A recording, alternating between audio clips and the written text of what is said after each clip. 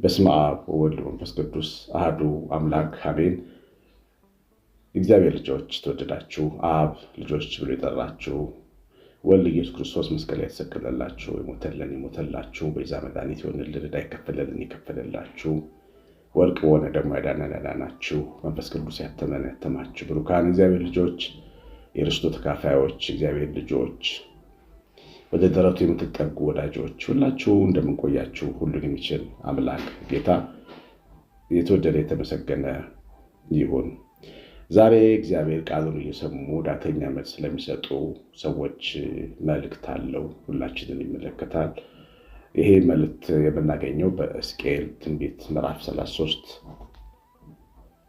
ከቁጥር 30 ጀምሮ ነው። እንሂድና እግዚአብሔር ያለውን ቃል ምን እንደሆነ እንስማ ብለው ይናገራሉ።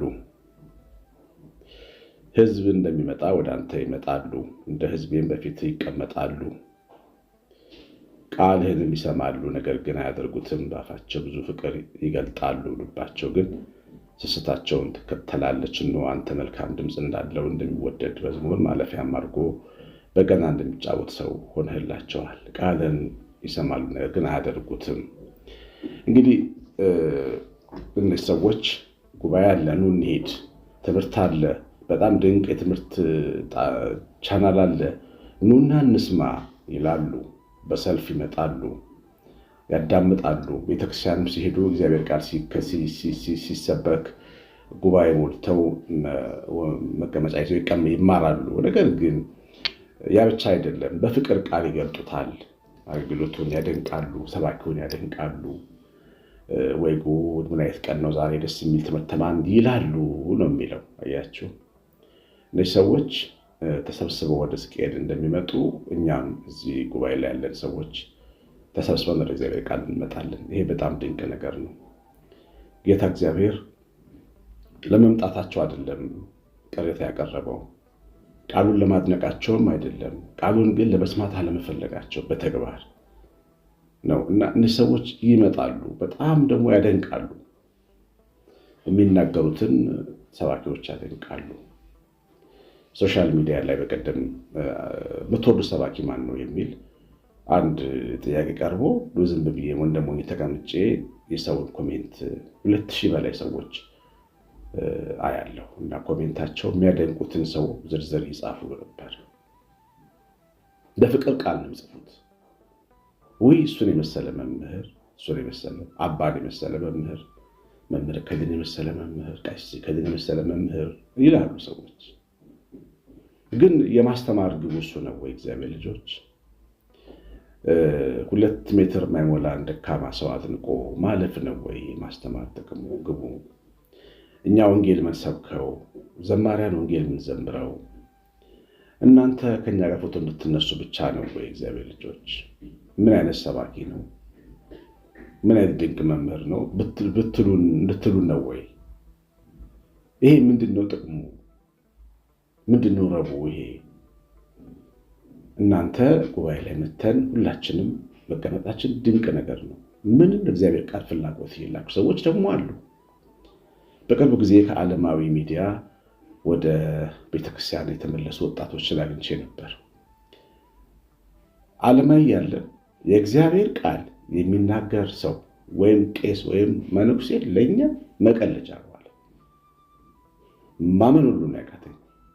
እንደዚህ እንደሚሰማቸው አላውቅም ነበር። እንደው ኃጢአተኛ ነኝ ብለው አፍረው የሚሸሸጉ እንጂ መሰለኝ ሰውም በዚህ ልክ አገልጋይ ነኝ ቃሉ ብዬ አላስብም ነበር። ቃሉ የሚናገር የሚሰብክ የሚቀድስ ለእኛ መቀለጃ ነው። ቀልድ ነው እና ስማችንን የቀየርን እንሰርበዋለናል። አሁን ግን ልባችን ሲመለስ ተጸጽተን ስንመለስ ግን ህይወት ሌላ ነው። ምንድነው በዚህ ነገር ውስጥ የገባኝ? ፈጽሞ እግዚአብሔርን ቃል ደግሞ የማይፈልጉ ለእግዚአብሔር ቃል ዝንባሌ የሌላቸው የእግዚአብሔር ቃል አገልጋዮችም እንደ ጠላትና እንደ ተራ መጫወቻ የሚቆጥሩ መናኛ አድርገው የሚያዩም ሰዎች አሉ። ከነሱ ግን የእግዚአብሔር ቃል ይሻለናል ብለው የመጡ የመጣችሁ እናንተ እኔን እንሻላለን። በብዙ ነገር ነው የምንሻለው። ቢያንስ እግዚአብሔር ቃል የመስማት ፈቃደኝነት አሳይተናል። ለዚህ ምስጋና ይገባል። እግዚአብሔር ቃል የሚሰሙ የተባረኩ ናቸው። በመስማታችሁ እንዲጸጽታችሁ አይደለም ትምህርት የሚሰጠው። ግን ደግሞ የእነዚህ የሕዝቅኤል ዘመን ሰዎች እንዳያቸዋቸው ይመጣሉ፣ ጉባኤውን ይሞሉታል። ከዛ በፍቅር ቃል ይናገራሉ ይላል። የሰው እኮ ባህሪ ነው። ይደንቀናል። እግዚአብሔር ቃል ስንሰማ እመርቃለሁ። እኔ አሁን መመረቅ ነው የምወደው። ሰው ጥሩ ነገር ሲናገር ሳዳምጥ ሕይወቴን የሚነካ ነገር እመርቀዋለሁ፣ ዘር ይባረክለዋለሁ። ልቤ ደስ ሲለው፣ ውስጤ ዘይት ሲፈስ፣ እግዚአብሔር ቃል ሲፈስ ደስ ይለኛል። እናንተም እንዲህ ትላላችሁ። ቃለ ሕይወት ያሰማልን የሚሉ ኮሜንቶች ብዙ ትጽፋላችሁ። እግዚአብሔር ይባርካችሁ። እነዚህ ሰዎች ይመርቃሉ፣ ደስ ይላቸዋል። ግን ይገርማችኋል፣ ልዩ በገና እንደሚጫወት ዘማሪ ነው ግን ነብዩን የሚያዩት። በገና ድምፁ ብቻውን ሌላ ቃል አያወጣም። በገና ታውቃላችሁ፣ ንዝረቱ ከተፈጥሯዊ የሙዚቃ ቶን ከፍ ያለ ስለሆነ የሰዎችን አእምሮ የመቆጣጠር አቅም አለው። ስለዚህ ሰዎች ያንን ሲሰሙ አእምሯቸው ሙሉ ለሙሉ የማሳረፍ ሰላም የመስጠት ከሌላ ሀሳቦች ተሻምቶ ሌሎች ሀሳቦች ጭንቀቶችን ቦታ የበገና ድምፅ ይወስዳል። ስለዚህ እረፍት ይሰማቸዋል። አሁን እነዚህ ሰዎች ሕዝቅኤልን የሚያዩት እንደ በገና ተጫዋች ነው፣ እንደ በገናው ነው የሚያዩት። ሲናገር ቃሉ ያሳርፋቸዋል። ሕዝቅኤል ተስፋን የሚናገር ነቢይ ነው። የሞቱ አጥንቶች እንደሚለመልሙ የተናገረ ነቢይ ነው። እግዚአብሔር አዳኝ እንደሆነ የተናገረ ነቢይ ነው። እስራኤል ከተበተኑበት የሚሰበሰቡበት ዘመን እንዳለ የተናገረ ነቢይ ነው። አሁን ዘመን ድረስ እስራኤል ሀገር ብትሄዱ ብዙ የመንግስት ተቋማት ላይ የሕዝቅኤል ትንቢት ጥቅስ ተጽፎ ታገኛላችሁ። ይገርማችኋል። እስራኤል የመኖር ተስፋቸውን የተናገረ ነቢይ ነው። ስለዚህ ይወዱታል። ተስፋ ስለሚናገር፣ በጎ ቃል ስለሚናገር እንደሚወዱትም ይነግሩታል። ወይ እሱን የመሰለ ነቢይ ማናለ ይሉታል። ይሄ የወላችሁ የእግረ መንገድ ስራ ነው። አንድ ሯጭ መንገድ ላይ ውሃ ሲሰጠው ውሃውን ተቀብሎ እንደሚጠጣ አይነት ነው። ይሄ አገልጋዩን ማድነቅ፣ በአገልጋዩ መገረም፣ ትምህርቱ አቤት ማለት የእግረ መንገድ ስራ ነው። ግቡ ግን ያንን እግዚአብሔር ሊያስተላልፍ የፈለገውን መልእክት በልብ ውስጥ ማኖር፣ ቤትን በዛ ቃል መስራት ነው። ቃልን ሰምተው የሚፈጽሙ ሰዎች ቤታቸውን በዓለት ላይ እንደሰሩ ይመስላሉ። ንፋስም ነፈሰ፣ ጎርፍም ጎረፈ፣ ነገር ግን ቤታቸው አልወደቀም፣ በዓለት ላይ ቆመዋልና። ጌታዬን ሲያስተምር ቃሌን ሰምቶ ነው ያለው። ቃሉን የሰሙ ሰዎች ቤት የሚሰሩበትን ዓለት ነው የሚጠርቡት። የቤታቸውን ጥልቅ መሰረት ነው የሚቆፍሩት። ብርቱ ኃይለኛ ነፋስ ሊመጣ ይችላል። ትዳር የሚነቀንቅ፣ ልጅ የሚነቀንቅ፣ ኑሮ የሚነቀንቅ በርትተው እንዲሻገሩ የሰሙት ቃል ያግዛቸዋል። በትክክልም ደግሞ የሚገርማችሁ በሕይወት ውስጥ እኔም ታናሹ ካህን እንደተማርኩት በሕይወት የሚያቆመን የእግዚአብሔር ቃል መማራችን። ከባባድ ማዕበል ውስጥ ካለፉ ሰዎች አንዱ ነው። እነዛን ከባባድ ማዕበሎች ማለፍ ያስቻለን የሰማነው እግዚአብሔር ቃል። ይህን ቃል ቤት እንድንሰራበት ነው እግዚአብሔር የሚነግረን፣ ሰው እንድናደንቅበት አይደለም። ምንም ሌላ ነገር እንድናደርግበት አይደለም። እንደ በገና እንድንዝናናበትም አይደለም። እረፍት ሊሰማን በቃሉ ይችላል። ግን እግዚአብሔር ምን እያለ ነው ማለት ግን ተገቢ ነው። ያቸው እነዚህ ሰዎች በልባቸው ፍቅራቸውን ይገልጻሉ። በገና እንደሚጫወት ጥሩ ባለ በገና ሰው ያሉታል፣ ግን ቃሉን አይሰሙትም። ብዙ ጊዜ ስለ ንስሐ ሰምተዋል፣ አንዳቸውም ግን ንስሐ ገብተዋል። ብዙ ጊዜ ስለ ቁርባን ሰምተዋል፣ ግን ብዙዎቹ ቁርባን አያውቁም። የሚሰሙትን ሳይሆን የሚሰማቸውን ያምናሉ። የእግዚአብሔር ቃል እኮ ዋና ዓላማው ከራሳችን ጋር ማፋታት ነው። አትችልም ከሚለው ማንነታችን፣ አትጸድቅም፣ ቆሻሻ፣ ኃጢአተኛ፣ ሙትቻ ነህ ከሚለን ከራሳችን ማንነት አፋቶ የተሰጠንን ጸጋ ስጦታ ነግሮ ሰው የሚያደርገን እግዚአብሔር ቃል። ሰዎች ግን ራሳቸውን ያምናሉ፣ ስሜታቸውን ይከተላሉ። ወንጌል ቆረቡ ይላቸዋል፣ ስሜታቸው ግን አትቆረቡ ይላቸዋል። ወንጌል እግዚአብሔር መሐሪ ነው ይላቸዋል፣ ስሜታቸው ግን ኃጢአተኛ ነው ይላቸዋል።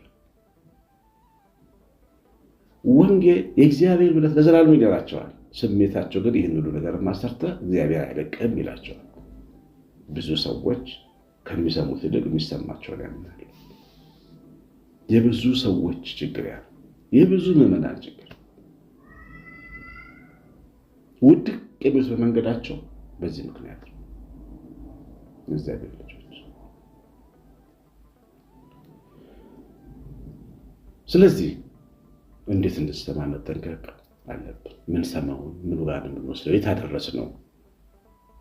ራሳችሁን ጠይቁ። እኔ ራሴን ጠይቃለሁ። እንደናንተ ተማሪ ነኝ። የሚገርማችሁ ይህን ትምህርት ዘግቼ መጀመሪያ እኔ ነኝ የምሰማው ደግሞ እንዳስተማሪ አይደለም፣ እንደ ተማሪ ነው። አንዳንድ ጊዜ እያለቀስኩኝ ያዳምጣለሁ። ስለዚህ አብረን ነው የምንሰማው፣ አብረን ነው የምንጠይቀው። ቃሉን የት ነው የወሰድነው?